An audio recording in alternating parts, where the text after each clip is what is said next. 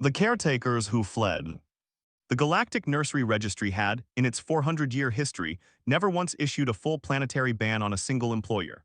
The registry was an institution of extraordinary patience.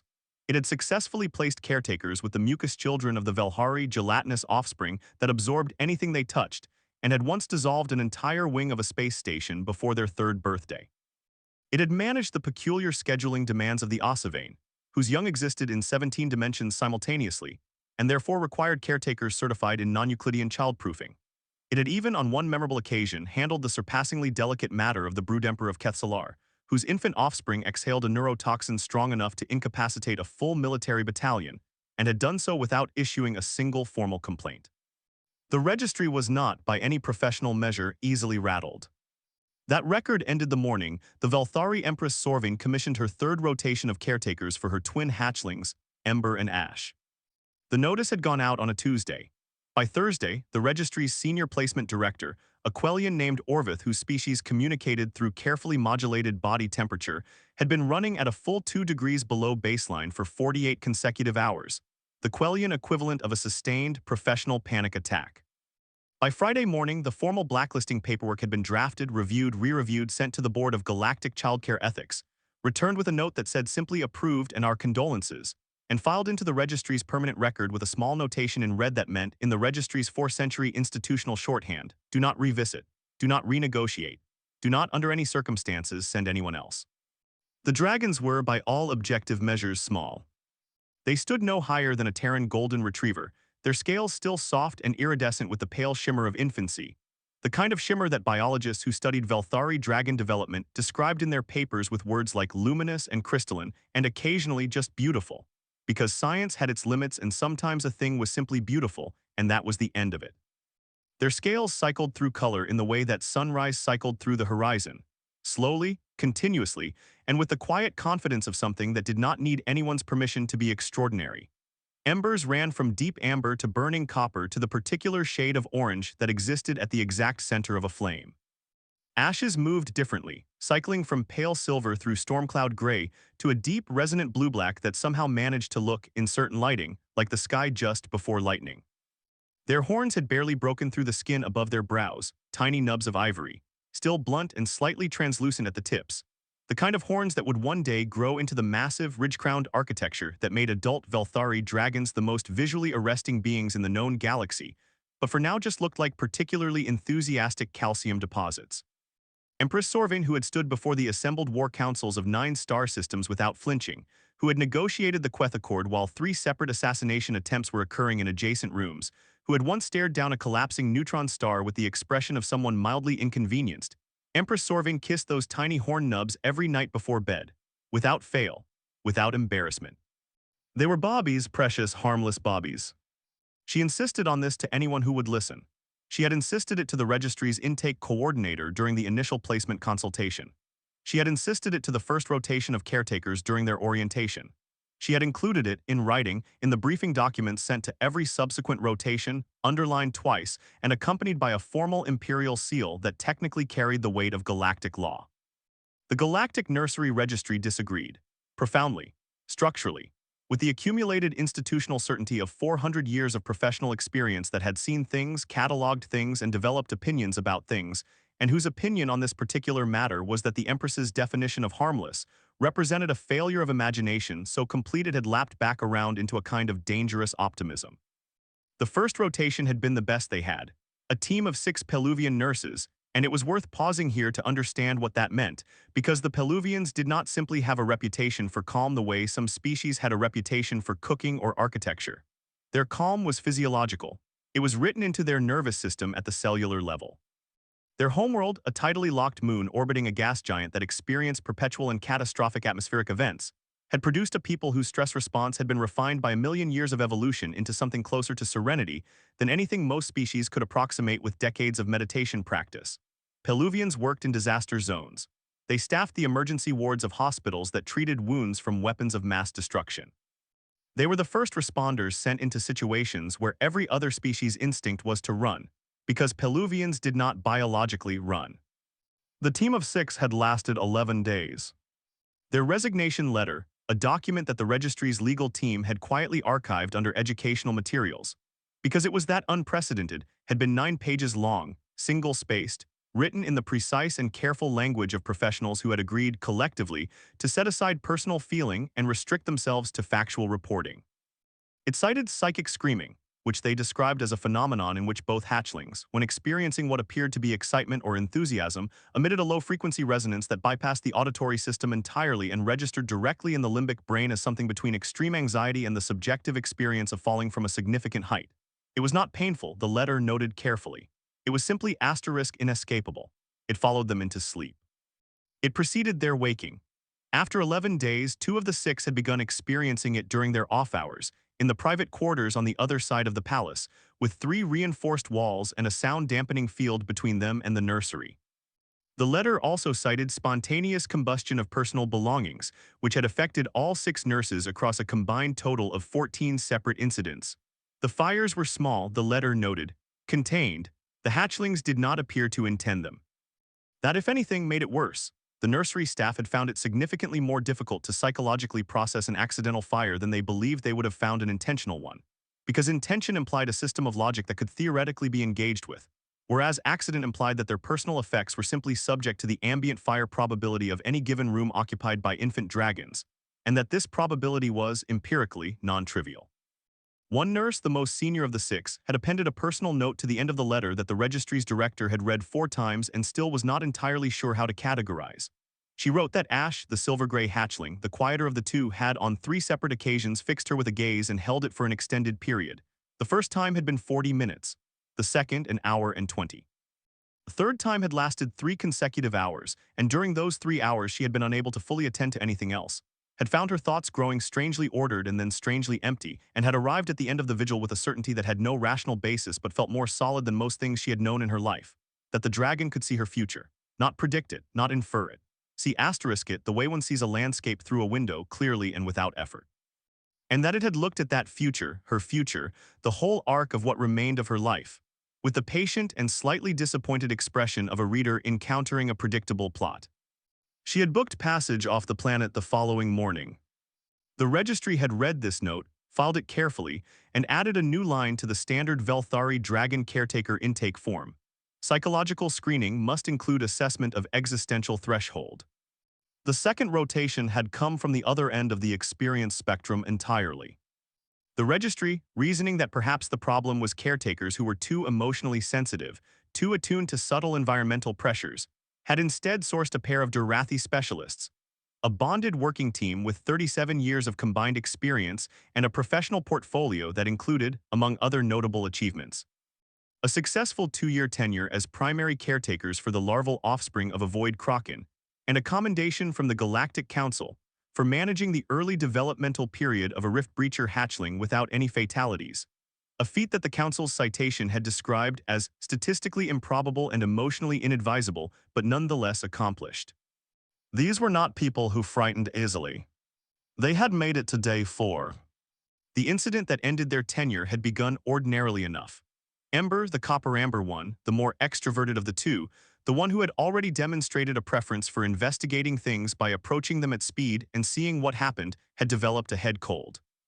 This was itself an interesting medical phenomenon, the Durathi senior specialist had noted in her preliminary report, as Velthari hatchlings were not generally susceptible to conventional upper respiratory viruses, and the precise mechanism by which this particular hatchling had acquired the infection remained unclear, though she had a working theory involving a visiting Kellian dignitary and an insufficiently maintained environmental filter.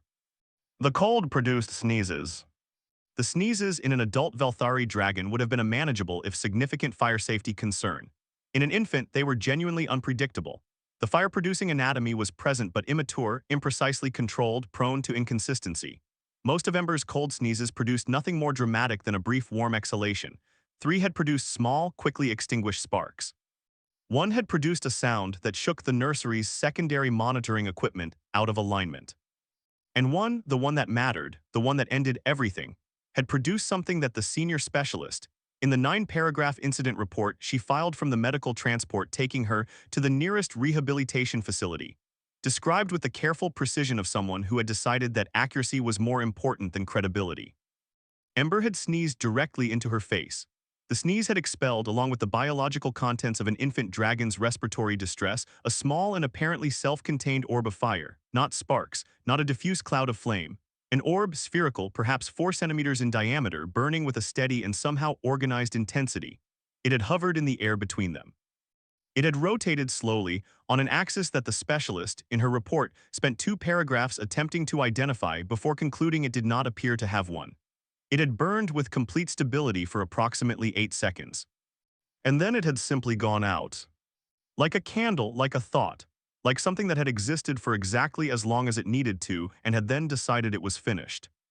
The specialist had remained in the nursery for another 4 minutes after this, which she noted in her report as evidence of her professionalism. Then she had walked to the nearest private communications terminal, contacted the registry, and informed them that she was filing for early retirement effective immediately, that she did not require a consultation, and that if anyone from the registry wished to discuss the matter further, she would be available after a period of not less than 6 months, which she intended to spend somewhere with a low ambient fire probability and no dragons of any age. Her partner had filed the same paperwork within the hour, citing professional solidarity and a reevaluation of personal risk tolerance. The third rotation had not made it inside. The registry, by this point operating with the institutional equivalent of a person who has touched a hot stove several times and is now approaching the kitchen with extremely deliberate caution, had attempted a different strategy. Volume over experience, reasoning that perhaps a larger team with generalist skills and strong collective morale might succeed where specialists had failed. They had assembled 8 caretakers of 4 different species, with diverse backgrounds, strong psychological evaluations, and a collective attitude that their team leader, a cheerful Mervani named Sossel, had characterized in the pre-deployment briefing as cautiously optimistic.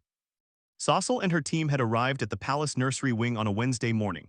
They had been shown to the observation corridor outside the nursery, a standard practice, allowing new caretakers to observe the hatchlings in their environment before formal introduction. The security feed played on a monitor at the end of the corridor. The team had gathered around it with their clipboards and their intake forms and their cautiously optimistic expressions. On the feed, Ash was sitting in the center of the nursery floor, surrounded by what had previously been a reinforced titanium toy chest. The chest, rated to withstand pressures equivalent to the structural loading of a mid-size freight hauler, had been reduced with what appeared to be systematic thoroughness to its component pieces. Not broken, not crushed, dismantled. The hinges had been removed. The locking mechanism had been separated into its individual parts, which were arranged in a neat row. The chest's main body had been split along its seams with a precision that suggested either tools of extraordinary sophistication or a 4-month-old dragon's natural curiosity, applied with patience that most adult beings in the galaxy would have struggled to match. Ash was now examining the locking mechanism's central pin, turning it in one small clawed hand, tilting its head at various angles, with the focused attention of an engineer who has found an interesting problem and intends to understand it completely before moving on. Sossel's team had watched this for approximately 90 seconds. Then Sossel had very calmly put down her clipboard. Her team had watched her do this. And then one by one they had put down their clipboards too. Not out of coordination, not out of agreement, but out of the kind of quiet collective consensus that sometimes moved through groups of people when everyone arrived at the same conclusion at the same moment without needing to discuss it. Their life insurance did not cover this. They had been on the transport off-planet within the hour. Sossel had sent a brief, professional message to the registry that said only, "We reviewed the situation thoroughly and have determined that our skill set does not align with the role's requirements. We wish the Empress and her hatchlings well. Please do not contact us about this position again." Empress Sorvain had read the registry's formal blacklisting notice sitting at the desk in her private chambers, with the particular stillness of someone who has received news that is surprising without being surprising at all. The document was thorough. It outlined, in the registry's careful institutional language, the full history of placement failures, the accumulated incident reports, the psychological assessments of former caretakers, and the registry's formal determination that no further placement attempts would be made. It was, from a bureaucratic standpoint, a masterpiece of professional boundary setting. She set it down on her desk. She looked at the window. Outside, the palace's upper spires caught the morning light and turned it into something complicated and gold. 300 years of rule, 300 years of navigating war councils and trade negotiations and the endlessly shifting mathematics of galactic politics. She had outlasted empires. She had watched species rise and collapse. She had, on one occasion that she did not discuss at formal functions, talked a collapsing star system out of a trajectory that would have wiped out 2 inhabited worlds. purely through the application of patience and an extremely thorough understanding of astrophysics. She felt helpless. "They are bobbies," she said to the empty room, to the window, to no one in particular.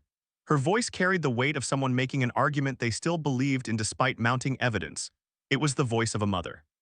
From down the hall, something exploded softly. It was not a violent explosion.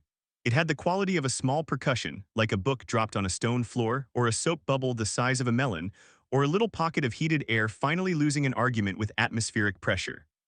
It was immediately followed by the sound of two infant dragons shrieking with delight, a sound that was genuinely musical when you knew its source. A bright cascading trill that climbed registers the way water climbed a fountain, joyful and completely without self-awareness about the structural damage it had just contributed to. Empress Sorvin closed her eyes.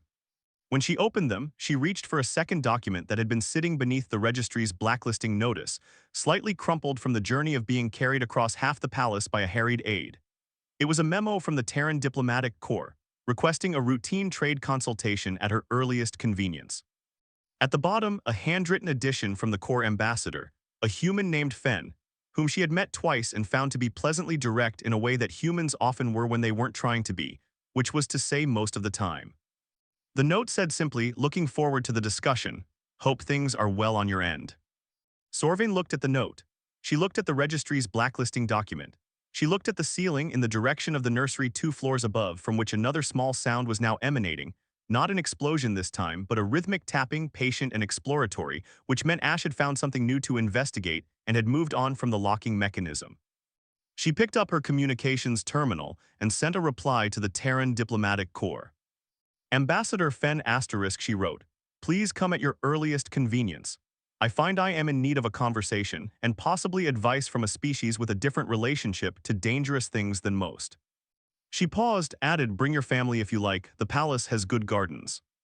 She sent it before she could second-guess the last part, and sat for a moment in the quiet of her chambers, listening to her hatchlings take apart something she would later discover had been a secondary monitoring console worth approximately 40,000 galactic credits, and feeling, for the first time in several weeks, something that was not quite hope yet but was moving in that direction. From the nursery, Ember made a sound she had come to recognize as the precursor to enthusiasm of the combustible variety. Gentle, she called automatically in the ancient resonant tongue of Velthari dragons, the language that hummed in the bones. There was a pause, then two small voices, high and bright and entirely too pleased with themselves, answered back in the same tongue, a sound like chimes in a warm wind, a sound that meant, roughly translated, "We know, we know, we know." They were bobbies, her bobbies. The Galactic Nursery Registry could take their blacklisting notice and file it wherever they liked. The human problems. It was Ambassador Fen of the Terran Diplomatic Corps who, somewhat accidentally, suggested the solution. This was not in the broad historical accounting of things that humans had accidentally suggested, the most consequential moment of accidental human helpfulness in galactic history. That distinction belonged to a cargo hauler named Brix Akafer, who had 14 years prior accidentally suggested to a Velhari Trade Council that they try adding what he called a little salt to their diplomatic refreshments, inadvertently resolving a 17-year resource dispute through the shared chemistry of sodium chloride, and the discovery that all parties involved liked the same snacks. But it was, by most measures, in the top 5, and would eventually be cited in 3 separate academic papers, one of which was published in the * Journal of Interspecies Developmental Studies under the title Accidental Cross-Species Solutions: How Human Evolutionary Baggage Keeps Solving Problems It Has No Business Solving. None of that was known, yet on the morning Fen walked into the trade consultation. He had arrived at the conference hall at the appointed time, which for Fen meant 7 minutes early, because he had grown up in a family that treated punctuality as a moral position and had never fully escaped this. His attaché, a Mervani named Pelik who had worked with him for 6 years and had developed a comprehensive taxonomy of Fen's professional habits, had noted in her private logs that he was carrying his good datapad, the one he only brought to meetings he considered important, and wearing the diplomatic tie with the small geometric pattern that he wore when he wanted to project competence without appearing to try. He was, in Pelik's assessment, prepared. The Empress was not prepared. Or rather, and this was the more precise and significantly more alarming framing, the Empress was present, which was not the same thing as prepared, and the difference between those two states was written clearly across the bearing of a being who had ruled star systems for 3 centuries and was currently doing an impression, not entirely successful, of someone who was fine. Sorvain entered the conference hall 6 minutes after Fen had settled into his chair with his water and his agenda, and his prepared remarks about rare mineral exchange rates. And the moment she crossed the threshold, Pellic sent a message to Fen's datapad that read simply, "Something is wrong." This was unnecessary, because Fen had already arrived at this conclusion independently through the medium of his own eyes, which were observing that the Empress's scales, normally the deep, saturated jewel tones of an adult Velthari in full health, had the particular muted quality of someone running on insufficient rest and excessive worry. In a human, this would have manifested as shadows under the eyes and a slightly gray cast to the skin. In a dragon Empress, it manifested as a subtle but unmistakable dimming, like a light with a failing connection, still bright but no longer quite asterisk blazing. She took her seat, she looked at the agenda, she looked at the trade representatives from 3 other systems who had also arrived for the consultation. She said, with the authority of someone who was accustomed to reality arranging itself around her preferences, "I am calling a recess." There was a brief silence of the kind that happened when the most powerful person in the room said something that everyone was going to agree with regardless of their private feelings about it.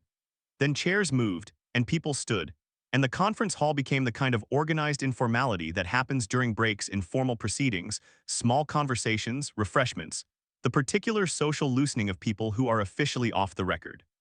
Fen stood, he stretched his back because he had a bad chair at home that had been slowly working on his lumbar for 3 years, and formal diplomatic seating was not helping. He reached for a glass of water.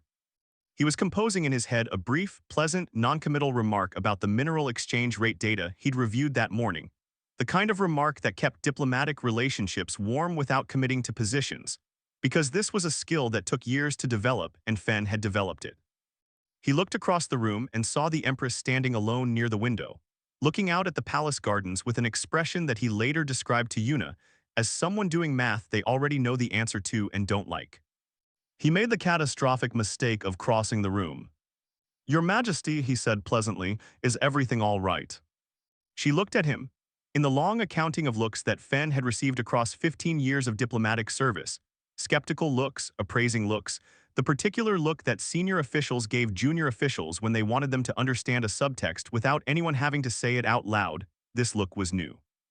It was the look of someone who had been asked a question they had been carrying alone for long enough that the question itself had worn grooves in them, and who was now, with very little warning, faced with the genuine possibility of putting it down.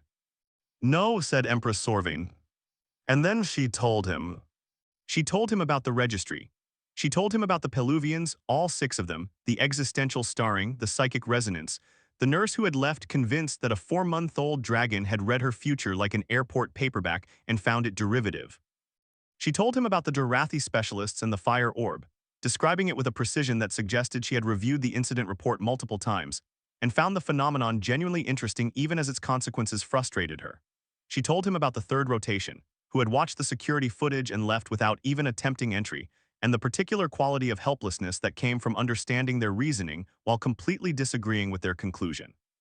She told him that her hatchlings had been without consistent professional care for 11 weeks. She told him that she had been managing the nursery schedule herself, around the demands of running an interstellar empire, which meant she was averaging 4 hours of sleep, and had recently made a trade policy decision that her senior economic advisor had described with diplomatic delicacy as creative. She told him that Ember had 3 days prior somehow got into the palace's secondary communications array and rerouted 2 priority diplomatic channels through the nursery's ambient speaker system, which meant that for 40 minutes the Velthari Empire's most sensitive interstellar communications had been playing at low volume in a room occupied by 2 infant dragons who found the sound of radio frequencies extremely soothing and had fallen asleep listening to them. And she had not had the heart to wake them to fix it.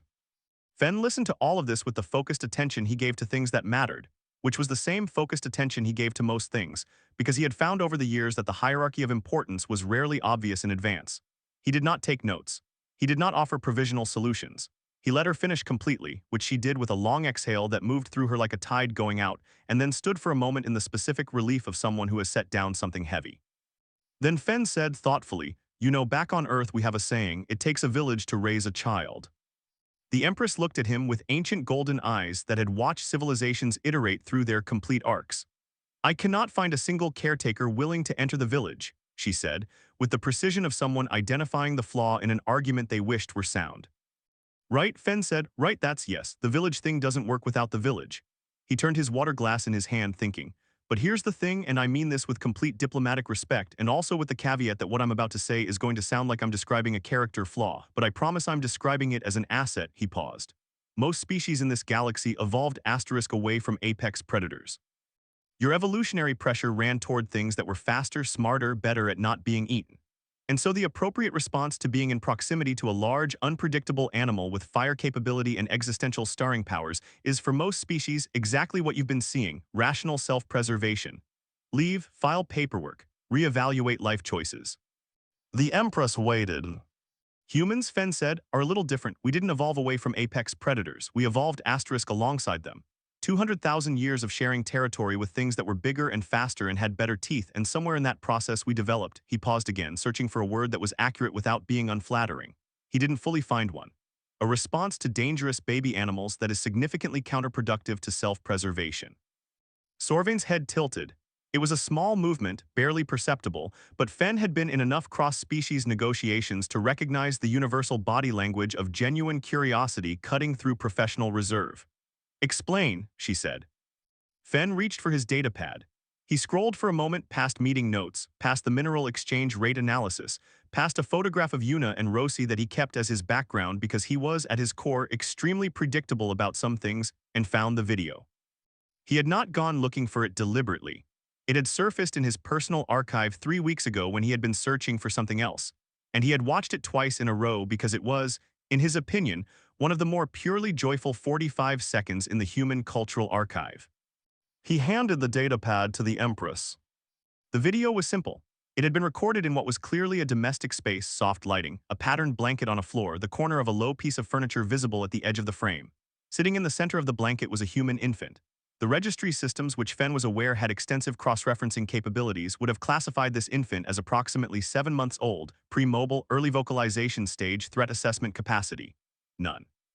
The infant was dressed in something soft and yellow, and was currently in the process of contemplating the middle distance with the solemn intensity that very small humans brought to contemplating things. Beside the infant was a dog. It was large, easily 3 times the infant's mass, with the kind of jaw architecture that structural biologists categorized as significant. It was not behaving aggressively. It was, in fact, behaving with what could only be described as deliberate silliness. Ears flopped sideways, eyes wide, mouth open in the particular loose-jawed expression that certain domesticated animals had evolved specifically for the purpose of entertaining the humans they lived with. The infant looked at the dog. The dog looked at the infant. There was a beat, a single held moment that had the quality of a breath drawn in, and then the infant laughed. Not a polite laugh, not the reflexive social laugh that developing humans sometimes produced in response to stimuli they were still processing. This was foundational. This was a laugh that came from somewhere below thought, below language, below all the layers of cognition that would eventually accumulate over a lifetime of becoming a person. It came from whatever was there first, whatever had been there since before anything else, and it said without words, with total clarity, "This is good. This is wonderful. This is the best thing I have ever seen, and I am entirely full of it." The infant fell sideways from the force of it, caught themselves, laughed harder. Sorvin watched the video. She watched it again because the autoplay cycled it back and she did not move to stop it. She watched the infant's face cycle through the laugh a second time, that same arc from solemn contemplation to total helpless delight. And something in her expression shifted in a way that Fen recognized because he had seen it in xenobiologists at the moment a theory proved out, and in engineers when a design worked, and in his own face, Yuna had told him in the delivery room the expression of something known being confirmed, of a pattern completing. She handed the datapad back. "We have a name for it," Fen said. "Informally we call it baby brain. Technically, it's a dopamine-mediated response to infant stimuli that in humans operates regardless of species membership, meaning the stimulus doesn't have to be a human infant to trigger it. The response evolved to ensure care behavior toward vulnerable young, but it generalizes. Our brains see small, young, large eyes, disproportionate head-to-body ratio, clumsy movement, and we respond with something that is, clinically speaking, chemically similar to what we experience in the presence of things we love." He put the datapad away. "To put it plainly, Your Majesty, humans find dangerous baby animals irresistible. We lose meaningful amounts of rational self-preservation instinct in their presence. Adults know better and sometimes manage to behave accordingly, but it's a cognitive override of a very strong signal. A human infant, on the other hand, has no cognitive override capacity at all. An 8-month-old has no concept of threat assessment. To a human infant, large-scaled, capable of producing fire, and kind of unnerving are not a threat profile. They are just," he searched for the word, features, details, things to be interested in. Sorvin was quiet for a moment. Outside the window, the palace gardens moved in a slight wind, and from very far away, muffled by distance and walls and 2 floors of palace architecture, there was the faint, bright sound of hatchlings conducting whatever investigation currently had their attention. "You're suggesting," she said, and her voice had the quality of someone following a logical chain they hadn't expected to find sound, "that I place a human child in a room with my hatchlings."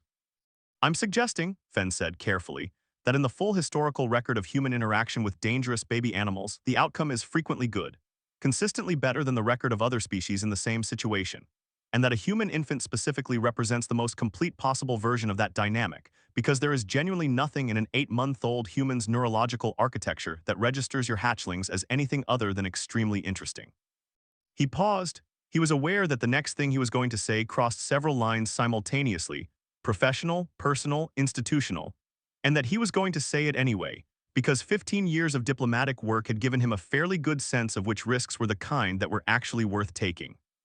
"I happen to know someone on this station," he said, "whose daughter just turned 8 months old." The Empress looked at him with the full weight of 3 centuries of practiced reading of intention and subtext, and the complicated arithmetic of what people meant against what they said. She was, Fen understood, assessing him not with suspicion, but with the careful seriousness of someone to whom the stakes were personal in a way that made careful seriousness the only appropriate register. There was a very long pause. It had texture to it, the specific density of a silence in which someone is not simply waiting, but is genuinely working through something, turning it over, examining it from angles that were not immediately apparent from outside. "Is she looking for employment?" the Empress asked. The question was quiet. It was precise. And underneath its precision, underneath the professional framing, the entirely reasonable attempt to take the conversation back into a register that had structures and contracts and formal terms, Fen heard something that he thought was the closest thing to hope he had yet encountered in this conversation, thin and careful, and trying very hard not to be obvious about itself. He thought about Yuna, who had a doctorate in xenobotany and opinions about risk that were rigorous and data-driven, and had not prevented her from spending 18 months doing field research in an environment that required full biological hazard protocols. He thought about Rosie, 8 months old, who had last week discovered that if she made a particular face at Pelik, Fen's Mervani attaché, Pelik made an involuntary sound of delight and gave her whatever she was looking at, and who had spent the 3 days since conducting systematic experiments on this phenomenon with the patience of a natural scientist. He thought about the fact that Yuna was going to say no. He thought about the fact that he was going to ask her anyway, because Yuna's no was a starting point, not a conclusion, and because Fen had watched his daughter laugh at the dog video on Yuna's old archive files and had thought, with the particular clarity that sometimes came to him in unguarded moments, that this was a child who was going to find the universe astonishing. "I can ask," he said. The conversation with Yuna lasted 2 hours and 40 minutes. Fen had called her from a private anteroom while the formal consultation resumed without him, having sent a brief note to Pelik that said handling something, cover the rare mineral exchange, and trusted her to do so, which she did, because she was substantially better at rare mineral exchange negotiations than he was, and they both knew it. Yuna's first response was no. It was a clear, immediate, complete no, delivered in the tone she used when something activated the part of her risk assessment processing that she had trained over years of fieldwork into something close to instinct. Fen noted this, agreed with it, and then began the part of the conversation that was really the conversation. He told her everything he'd told the Empress, and then he told her things he hadn't told the Empress. He told her about Sorvain's face at the window. He told her about the 4 hours of sleep and the misdirected diplomatic channels, and the way she had said asterisk they are bobbies with the specific quality of someone saying a thing that was true and important and failing to make the world agree. He told her about the way the Empress had watched the video, the second loop, the shift in her expression, the careful precision of asterisk, is she looking for employment as a way of holding onto a feeling without being seen to have it. Yuna listened. She asked 17 questions, several of which were about hatchling fire production frequency and control, the answers to which Fen obtained by calling Sorvain's aide on a separate line and conferencing the responses in, which resulted in a brief and somewhat surreal three-way discussion about infant dragon respiratory development between a xenobotanist, a Terran diplomat, and a Velthari imperial aide who seemed profoundly relieved to be having a conversation that might actually lead somewhere. Yuna asked to see the registry's incident reports. Fen sent them. There was a 12-minute silence during which he assumed she was reading. Then she said, "The fire orb was self-contained and extinguished without intervention." It was not quite a question. "That's what the report says," Fen confirmed. Another silence. The Peluvian starring incident, Una said. The nurse's interpretation was subjective. She attributed meaning to a behavior that in infant animals is almost certainly sensory exploratory. Young predators map their environment through sustained visual attention. It's documented across dozens of species. I think that's a reasonable reframe, Fen said. Una was quiet again. He heard her moving the particular quality of footsteps that meant she was packing, which she did when she was working through something that wouldn't sit still. Then the footsteps stopped and there was a different quality of silence, and he heard faintly the sound of Rosie in the background, some indeterminate baby sound, not distressed, possibly directed at the mobile above her sleep mat, which she had been conducting an ongoing investigation of for 2 weeks. I want to meet the Empress first, Una said. In person, I want to see the nursery before we bring Rosie anywhere near it. I want complete access to all medical and behavioral documentation on both hatchlings. And I want a contract that specifies in writing that this is a trial arrangement with a 2-week review period and that either party can terminate without penalty. Those all seem extremely reasonable, Fen said. They're not negotiables. I know. And Fen, Una said, and her voice shifted into a register he had learned over 9 years meant she was saying the real thing now, the thing underneath the practical architecture of all the previous things. If at any point during that first meeting I look at those hatchlings and my read is that this is not safe for Rosie, we leave. No discussion, no diplomatic considerations, we leave. Yes, Fen said immediately without qualification. A pause. She kissed their horns, Una said. It was not quite a question and not quite a statement. Every night before bed, Fen said, that's what the aide told me. The silence that followed was the particular kind that he had learned. Over 9 years of being married to Una Marchetti meant she had made a decision and was now in the process of making peace with it. Set up the meeting, she said. Fen looked out the anteroom window at the palace gardens, gold in the afternoon light, and allowed himself a breath that he had been approximately holding since the moment he had crossed the conference hall toward a dragon empress standing alone at a window, carrying something heavy, and made the catastrophic and entirely correct mistake of asking if she was all right. Thank you, he said. Don't thank me yet, Una said. Talk to me after we've met a pair of infant dragons who apparently took apart a titanium toy chest for fun. It was the locking mechanism specifically, Fen said. The aide said Ash seemed particularly interested in how the pins fit together. There was a pause of a very specific kind. Then Una said, despite herself, that's actually kind of remarkable for a 4-month-old. Fen smiled. He had thought she would say that. He had been counting on it a little bit. It was the xenobiologist in her, the part that could not encounter a genuinely interesting behavior without wanting to understand it, the part that had driven her into field research in hazardous environments and kept her there, the part that looked at the unknown and felt pull rather than push. It was also, he thought, a little bit the human in her, the part that heard asterisk small and asterisk young and interested in how things fit together and felt something warm and entirely counterproductive to rational risk assessment stir in the direction of the source. He ended the call, straightened his diplomatic tie, and went back to help Pellick finish the rare mineral exchange negotiations, which she had, as predicted, already substantially resolved. Rosie. Her full name was Rosalind Fenmarchetti, but everyone called her Rosie, and Rosie had opinions about the world that she expressed exclusively through her face. This was not a limitation. It was, in the assessment of everyone who had spent meaningful time with her, a complete and sufficient system of communication. Rosie's face had a vocabulary that most beings spent decades of verbal practice failing to approximate. It had registers for this is interesting and this is extremely interesting, and this is the most interesting thing I have encountered so far in my life, which I acknowledge is 8 months long, but I stand by the ranking. It had a register for I am not finished with what I am doing, and I would like you to understand that clearly before you attempt to intervene. It had a register for I am experiencing a feeling so large that my body is insufficient to contain it, which was the face she made during thunderstorms, and when the lights on the station's commercial corridor cycled through their evening display, and on one occasion that had become family legend, when she had encountered a particularly large houseplant and stood in front of it for 4 minutes with the expression of someone meeting a dignitary. She arrived at the Imperial Nursery on a Tuesday morning in Una's arms, dressed in a yellow onesie with a small duck embroidered on the front chest pocket, a garment that had been chosen by Fen on the reasoning that yellow was a friendly color and the duck was approachable, reasoning that Una had described as completely deranged but had not otherwise overruled.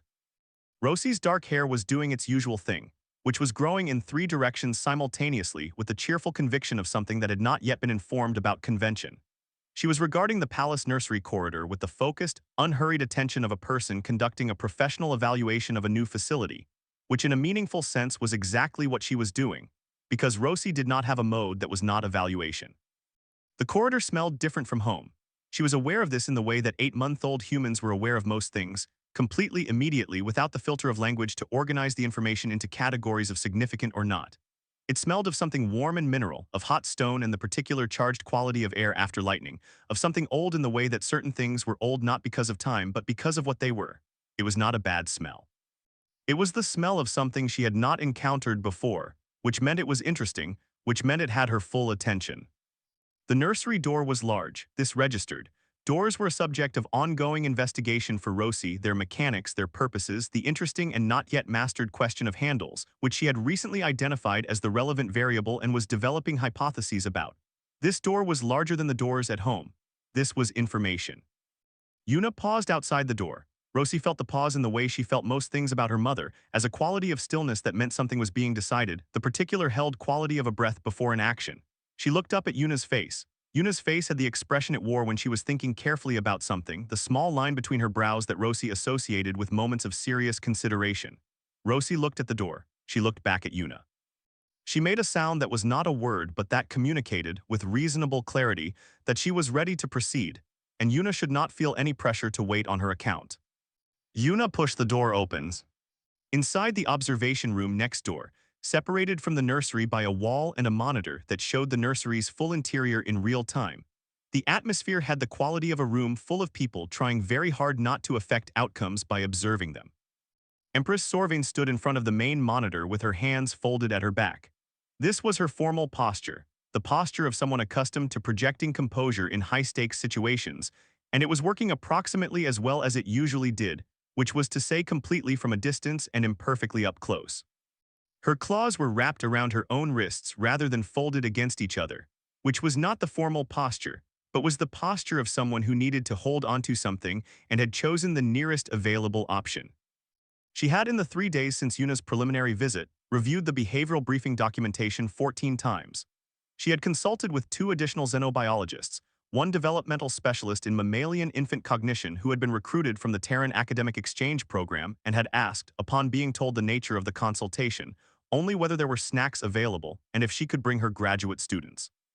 She had read twice, carefully, a paper that the developmental specialist had provided titled Asterisk, Approach Behavior in Premobile Human Infants.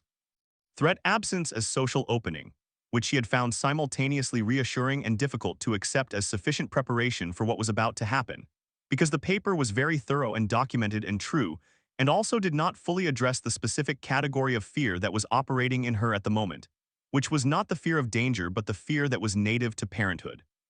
The fear that something would go wrong in the space between care and consequence, in the gap where intention was not enough. She wanted her hatchlings to be understood. She had wanted this with an intensity that had grown with each caretaker rotation that had failed, each incident report that framed her children as hazards rather than infants, each resignation that translated, underneath its professional language, to "we cannot see what you see in them." She wanted someone to be in that room and see what she saw, the curiosity, the play, the specific brightness of young creatures discovering that the world was full of things that responded to their attention. She was afraid of wanting this too much. She was afraid the wanting would make her read things that were not there.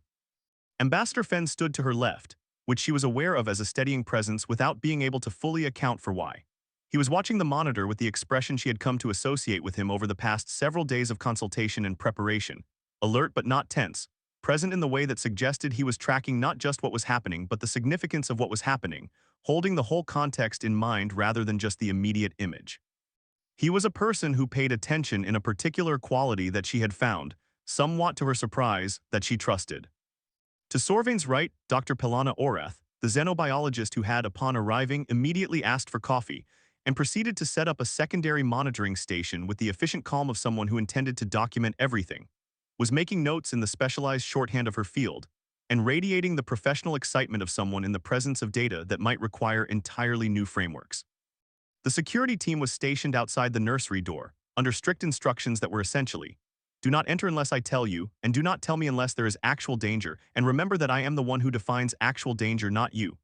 They were following these instructions with the focused discipline of professionals who were also, underneath their training, doing the same calculations everyone else in the observation room was doing. On the monitor, the nursery door began to open. Ember and Ash in the far corner where they had been settled by their morning routine breakfast, what the developmental specialist had termed enrichment activities and what everyone else called supervised investigation of things that could withstand investigation, went still. Not the stillness of alarm, the stillness of attention. They had been told repeatedly and with patient elaboration that a small human was coming, the Empress had told them. The behavioral experts had told them, through the medium of communication that worked best with infant dragons, calm, clear, accompanied by specific scent markers that encoded meaning in the way their species processed it, deeper than language. They had been told, small, young, gentle, worth patience. They watched the door. Yuna entered. Rosie was in her arms. Ember's tail moved. It was a slow movement, a single long sweep from side to side, and anyone who worked with large animals would have recognized it immediately as the specific quality of motion that happened when a creature encountered something that activated a response it did not yet have words, or in this case, the dragon equivalent of words, to classify. It was not aggression. It was not threat. It was the tale of a young animal who had just seen something that the full apparatus of its attention had swung toward helplessly, as a compass swings toward north. Sorvin's claws tightened on her own wrists. On the monitor, Yuna crossed to the padded floor mat in the center of the room. She moved carefully, not the careful movement of fear, but the careful movement of a scientist in the field who understood that their presence was a variable and was attempting to manage it thoughtfully. She set Rosie down on the mat with the practiced ease of someone who had performed this action thousands of times and whose body had learned its geometry completely. She stayed close, knees on the mat, one hand hovering without touching, and she watched. Rosie sat. She always sat well, had found her balance early, with the same systematic attention she brought to everything, as though sitting had been a problem worth solving and she had solved it by working methodically through the variables until she understood it. She sat now in the center of the mat and performed her standard orientation sequence, a slow rotation of attention around the room's full circumference, cataloging, nodding, filing. She came to Ember and Ash. Her face did several things. It did them in rapid succession and in the order that the developmental specialist, reviewing the footage later, would describe in her notes as a textbook progression of infant encounter response, atypical in its terminal outcome. The brow furrowed. This is new information. The mouth opened slightly. This new information requires additional processing resources. The eyes went wide, and here was where the textbook diverged, because the wideness was not the wideness of the fear response, was not the pupils dilating, body orienting toward exit wideness that the precautionary literature on infant stress responses described. It was the wideness of the interest response pushed to its maximum capacity. It was the face of a person, a very small person, a person 8 months into their first encounter with a universe that kept producing new and extraordinary things, who had just encountered something so far outside the existing catalog that the catalog had simply stopped being useful, and the only appropriate response was to start over. She was considering them. She was considering them with the complete, focused, unself-conscious attention that human infants brought to things before they learned to be careful about what they showed. In the corner, Ember moved. It moved slowly with a deliberateness that was not its natural speed. Ember's natural speed was closer to asterisk immediately asterisk on most matters, a hatchling whose relationship with patience was still largely theoretical, and the deliberateness was visible as effort, as the specific quality of a young creature working against its own impulse because it had been told this mattered and had decided to believe that. It raised one wing. Slowly. The wing unfolded from the compressed arrangement it rested in along Ember's back and extended outward into the nursery's warm light, spreading to its full infant span, not large, nothing like what it would one day become, but iridescent in the way that Velthari wing membrane was iridescent in infancy. The light catching it and throwing it back transformed, deep purple running into gold, running into the specific orange that lived at the center of a flame. The wing held, the light held, the nursery was very quiet. Rosie looked at the wing. The sound she made was not a word. It was not a scream in the sense of alarm. It was the sound of an 8-month-old human discovering in real time that the universe was significantly better than previously advertised. A sound that had no exact parallel in adult human vocalization, because adults had lost the specific frequency of that particular discovery, had filed it away in the archive of things known before memory began, and could only access it secondhand through the faces of people who were experiencing it for the first time. She laughed. It was the laugh. The full-body, helpless, foundational laugh, the laugh from the video, The laugh that came from below thought and below language from the place where the most essential things lived. The place that said this is good, this is wonderful, this is exactly the kind of thing the universe was supposed to contain, and I am full of it, I am completely full of it, there is no room for anything else. She threw both arms up. The gesture was involuntary, the gesture of a body that had been so thoroughly claimed by a feeling that it needed more surface area to express it. She laughed again, harder, fell sideways on the mat with the unself-conscious totality of someone who had not yet learned to modulate physical expression in response to social context, caught herself, sat back up, and kept laughing, staring at the wing with her whole face open like a door. In the observation room, Empress Sorvin made a sound. It was a very small sound. It was not an imperial sound. It had nothing of authority or composure or the measured register of 3 centuries of rule. It was the sound of someone who had been waiting a long time for something and had just seen it, and whose body had responded before their dignity had the opportunity to intervene. Dr. Oreth, who was facing the monitor and whose peripheral awareness of the Empress was, in that moment, functioning as well as her professional focus on the data aloud, noted in her records. Subject E. Empress audible response at T+214, unclear vocalization, possibly emotional. This was the most restrained description available to her, and she was aware of its restraint. Fen said nothing. He watched the monitor. He felt the thing that had no precise name, the feeling of a bet placed on something worth believing in paying out. On the monitor, something was happening. Ember had stopped moving when Rosie laughed. Ash had stopped moving. They had both gone still in the particular way of creatures who have encountered something completely outside the existing framework and are in the process of constructing a new one. There was a moment, brief but visible on the high-resolution feed, the kind of moment that passed between siblings across whatever private channel existed between beings who had shared every moment of their lives from before they began, and then Ember extended the wing further, tilted it, made it catch the light at a different angle, found the place where the iridescence shifted from purple-gold to something closer to green-white, held it there. Rosie grabbed the mat with both fists. The grab was structural, the grab of a person who needed to anchor themselves because the available feeling exceeded the body's load-bearing capacity. She screamed with laughter. The scream was joyful in a way that was technically loud and practically irrelevant because the quality of the sound made its nature unmistakable from any distance. Ash watched this, Ash processed this. In the developmental specialist's notes, which would eventually form the foundation of a 40-page observational study, this moment was described as the inciting event for a documented shift in hatchling social behavioral patterns, which was accurate and sufficient and captured almost nothing of what it looked like in real time, which was a small silver-gray dragon with storm cloud scales and eyes the color of deep water watching an 8-month-old human being laugh with helpless totality, and deciding. With the deliberate intention that infant creatures sometimes showed when they arrived at something new and chose to move toward it rather than away, to investigate further. Ash waddled forward. The waddle was inherent to Velthari hatchlings at this developmental stage, a consequence of proportions that had not yet fully resolved, the body slightly too broad for the leg length, the tail providing counterbalance that was still being calibrated, and it was viewed objectively a form of locomotion that had a strong argument for being the most endearing thing currently occurring anywhere in the known galaxy. 3 steps, 2 more, a pause to assess. Then the final approach, stopping at the exact edge of the mat with the precision of a creature that had made a decision and was executing it fully, stopping where stopping made sense and no further. It performed what the behavioral experts would later term, in their careful and thoroughly documented report, an instinctive display posture. What this meant in observable reality was that Ash tilted its head approximately 40 degrees to the left, allowed one ear fin, the small, delicate membranes that ran along a Velthari hatchling's jawline and would one day frame a fully adult dragon's face in an arrangement of considerable architectural impressiveness, to flop sideways with the loose casualness of something not being held deliberately in place, positioned its tiny horns at an angle that caught the nursery's overhead lighting, and produced from one nostril a small, unhurried puff of smoke that drifted upward in a tidy spiral, and then dispersed. It was not a threat display. It was not a comfort display. It was not technically any classification that existed in the formal behavioral literature, because the formal behavioral literature had not, until this moment, observed a Velthari hatchling making a face at a human infant. It was a dragon baby trying to be funny. Rosie looked at Ash. Ash looked at Rosie. The smoke from the nostril puff finished its spiral and disappeared. Rosie reached out both arms. She reached out both arms with the absolute, unambiguous, non-negotiable intent of someone who has decided what they want and sees no reason to approach the situation with anything other than full commitment.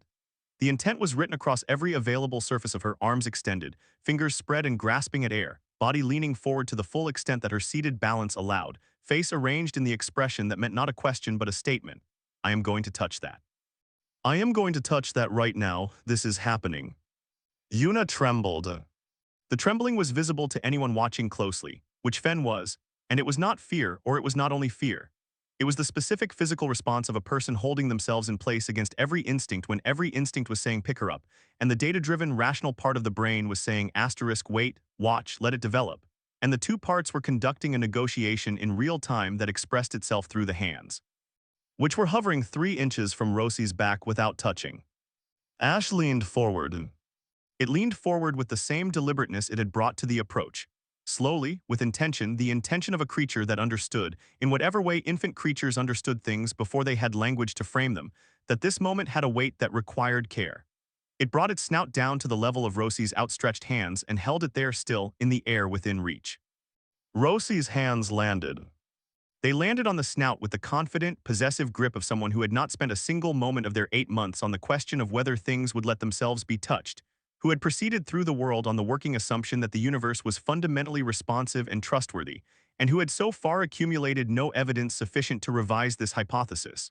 She grabbed. She patted. She explored the topography of a dragon hatchling's snout with the systematic thoroughness of a small scientist who had been given access to a new and extraordinary instrument and intended to understand it fully. Ash remained perfectly still. The stillness was profound, the stillness of a creature that had found something that mattered and was refusing to move in case movement changed it. Ember, in the corner, had folded both wings in and was watching with the focused intensity of a sibling, monitoring a situation that might become relevant to them at any moment. The nursery was quiet except for Rosie's small sounds of investigation, and the faint ambient warmth hum that the hatchlings produced without effort or intention, the way living things produce heat simply by being alive. Then Ash sneezed. It was a small sneeze. It was the sneeze of a creature with immature fire-producing anatomy in a resting state, with nothing loaded, nothing charged, just the ordinary small explosion of respiratory reflex, the kind that all breathing creatures produced, and that meant nothing except that was a sneeze. No fire, no orb, no hovering, slowly rotating, concentrated sphere of inexplicable flame. Just a sneeze, small and undramatic, producing a brief warm exhalation and a tiny mist of something that was not quite steam. Rosie recoiled. The recoil was genuine, a full-body startle, the automatic response of a nervous system that had received unexpected input and was processing it as quickly as available architecture allowed. She pulled back. Her eyes went wide in a way that was different from the earlier wideness. This was the reflex wide, the instinctive wide, the wide of a body briefly ahead of the brain. For exactly 1 second, Rosie was startled. She blinked, and then she burst into the loudest laugh yet. It came from somewhere even deeper than the previous laughs, if that was possible, as though the brief moment of startle had simply added pressure to the system, and the release was proportionally greater, as though being surprised by the sneeze had made the fundamental absurdity of the whole situation. The dragon, the snout, the sneeze, herself on the mat in her duck onesie in a palace nursery on an alien world arrive all at once, and the only possible response to the arrival of all of it at once was this. This full-body helpless eruption of pure delight that had no ceiling and no floor. Ember reacted. The reaction was instantaneous and complete. Both wings flung wide, not the deliberate, calibrated extension of earlier, but the full involuntary spread of a creature whose body had exceeded the capacity of controlled expression. Wings snapping out to their full span and catching the nursery light in a cascade of copper amber that swept the room. And from Ember's throat came a sound, a bright, ringing, cascading chirp that climbed registers in a way that no instrument in the palace's considerable acoustic inventory could have replicated. A sound that had the quality of something that had not been made before and was being made for the first time, constructed on the spot out of pure responsive joy. Empress Sorvin's breath caught in her throat. She had heard her hatchlings make many sounds.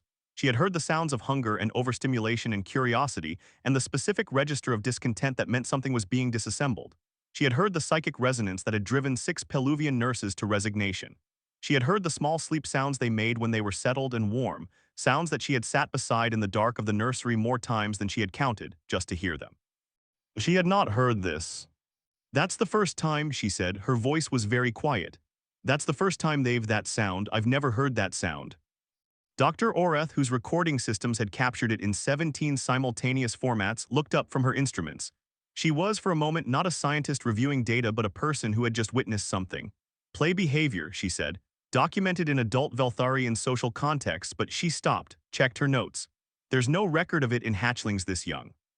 In the nursery, Rosie was still laughing, though it was cycling down now into the aftershock form, the breathless, helpless giggling that followed the big laugh, interrupted by brief recoveries and then pulled back under by the memory of what had caused it.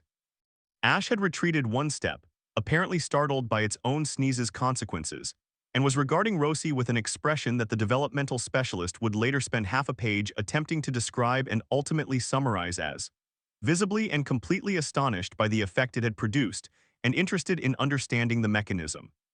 Ember, wings still spread, made the sound again, shorter this time, a single bright ring of it almost questioning. Rosie looked up at Ember. She laughed. Ember made the sound again. Rosie laughed harder. Something crystallized. The exchange had the quality of a discovery, the quality of two creatures, separated by everything except the present moment, finding a frequency they both occupied. Ember was learning the call and response of it, was feeling out the relationship between the sound it made and the laugh that followed, and the learning was visible in the way that learning was visible in young things, with the whole body, with all the enthusiasm of something for whom discovery had not yet become ordinary. Yuna sat back on her heels, her hands lowered to her knees. The 3-inch hover collapsed, the decision made not in language but in the body's deeper register, the register that trusted what it was seeing. She was watching her daughter and 2 infant dragons in the first minutes of what she would later describe to colleagues, with the careful precision of a scientist and the complete inadequacy of language for the thing she was actually describing, as a social bond that I cannot fully account for and am not sure I need to. In the observation room, Fen unclenched the breath he had been holding for some indeterminate amount of time. Sorvin said nothing. She was watching the monitor with the full attention of someone for whom this was the only thing in the universe that was currently happening. On the screen, Rosie had both arms extended again, reaching not for Ash this time but for Ember, for the wing, specifically the iridescent wing that was still spread and catching the light. And Ember was dipping it down, tilting the edge toward her reach, finding the angle where the small hands could land, with the careful generosity of a creature that was learning, in real time, how to share something that was its. "She's going to need a bigger mat," Yuna said from the nursery floor. The weeks that followed were documented with a thoroughness that the field of interspecies developmental studies would later describe as unprecedented. By a team that grew from Dr. Oreth alone to include 6 researchers, 2 graduate students, 1 developmental specialist on extended exchange from the Terran Academic Institute, and a Velthari behavioral expert who had been retired for 40 years, and came out of retirement after reviewing the preliminary footage with the comment that she had never expected to see this in her lifetime, and was not going to miss the rest of it. The data was extraordinary. The hatchling's anxiety markers, elevated in prior observation periods, flagged in every previous caretaker's incident report, contributing to the environmental instability that had ended 11 rotations of professional care, dropped measurably in Rosie's presence within the first week. The destructive incidents that had characterized the nursery's history before her arrival did not disappear, because Ember and Ash were still very young and still had the curiosity of creatures designed to understand the world by taking it apart. But their frequency decreased by a figure that Dr. Oreth, in her preliminary findings, declined to speculate about until she had more data, and then eventually reported as 63%. The play behavior increased. The new sound, the bright, ringing call that the Empress said was the first time she had heard her hatchlings play, was recorded with increasing frequency across sessions. It evolved over the course of 3 weeks into a repertoire. Different lengths, different pitches, call and response with the specific laugh it reliably produced, variations that the developmental specialists spent considerable time analyzing and eventually categorized as proto-communication, meaning it was not yet language but was doing what language did, which was create shared meaning between minds. Rosie, who was 8 months old and had not consulted any of the research frameworks, had her own understanding of the situation. She had dragon friends. She went to see them every day. They had learned a game involving the wings and the light and the laugh, and they were always inventing new versions of it. Ash had learned several additional faces and was developing new ones with the systematic persistence that Fen recognized, with something between pride and inevitability, as the same persistence Yuna applied to any problem she had decided was interesting. Ember had figured out that the laugh could be extended by finding new things to show Rosie, and had become, in the span of 3 weeks, possibly the most dedicated curator of interesting objects in the palace. The Galactic Nursery Registries file was updated with Dr. Oreth's addendum. The blacklisting remained because the forms required to lift it numbered 14 and nobody had time for 14 forms. But the addendum was flagged for academic review, then for wider distribution, then for inclusion in the registry's educational materials under a new section titled, after some debate about appropriate framing, Cross-Species Caretaking, cases of successful atypical placement. Dr. Orath received 7 speaking invitations within a month of the preliminary findings circulating. She accepted 3 and declined 4 and added a note to her personal file that said, "I have reviewed the footage too many times to count. I have no complete scientific explanation. I have a partial scientific explanation and a strong conviction that the rest of it is something the science will take a while to catch up to. The human baby is not afraid." The dragons find her laugh to be the best thing that has ever happened to them. I am submitting the full study to the Journal of Interspecies Development. I am also, separately, simply glad I was here. Fen read the registry's addendum over coffee on a Thursday morning. He read it twice, because the second read was for the parts between the lines, for the formal language that was doing its professional best to contain something that was not, at its core, a formal thing. Yuna came into the kitchen with Rosie on her hip. They both smelled of smoke and something ancient and warm, the specific quality of warmth that came from a room occupied by creatures that generated heat simply by living, and which had in 3 weeks become so associated in Fen's mind with everything is fine that he felt his shoulders drop when he registered it. Rosie had a small smear of something iridescent on her left cheek. Fen did not ask. "How was today?" he said. "Ash learned a new trick," Yuna said. She set Rosie down on the kitchen floor, which Rosie tolerated for approximately 4 seconds before beginning to move. "It makes this face, I genuinely cannot describe it. I've been trying to figure out the correct comparative framework for 3 days." But Rosie liked it. Yuna looked at him with the expression of someone who has been asked whether water was wet. She screamed for 10 minutes. "Good scream, or—" "Fen?" Yuna looked pointedly down. He followed her gaze. Rosie had crossed the kitchen floor with the low center of gravity efficiency she had developed over recent weeks, reached the door, and was working on the handle with the systematic, focused application of everything she had learned about handle mechanics so far. She had her small hands positioned correctly. She was applying pressure in what was, if Fen was reading it right, a genuinely improving approximation of the necessary technique. She wanted to go back. The wanting was written in every line of her, in the set of her shoulders and the forward lean and the hands on the handle and the expression visible even in 3/4 profile that said, "I know where I'm going. I would like to go there now." Fen stood, he crossed the kitchen. He picked her up and she pointed at the door with the immediate authority of someone who had been interrupted mid-intention and needed the situation corrected, and her face said clear as language, clear as anything he had ever read, "I have dragon friends. They are waiting for me. We have things to do." He laughed. He carried her back down the corridor toward the palace, toward the warm mineral smell that had become the smell of asterisk good, toward the nursery where 2 infant dragons were waiting with the patient impatience of creatures who had found something worth waiting for and had decided to wait as long as the waiting took. Behind him, Yuna picked up her research bag and followed, already composing in her head the next session's observational notes, already thinking about the paper, already thinking about the data. Ahead of him, Rosie pointed. She had always known the way.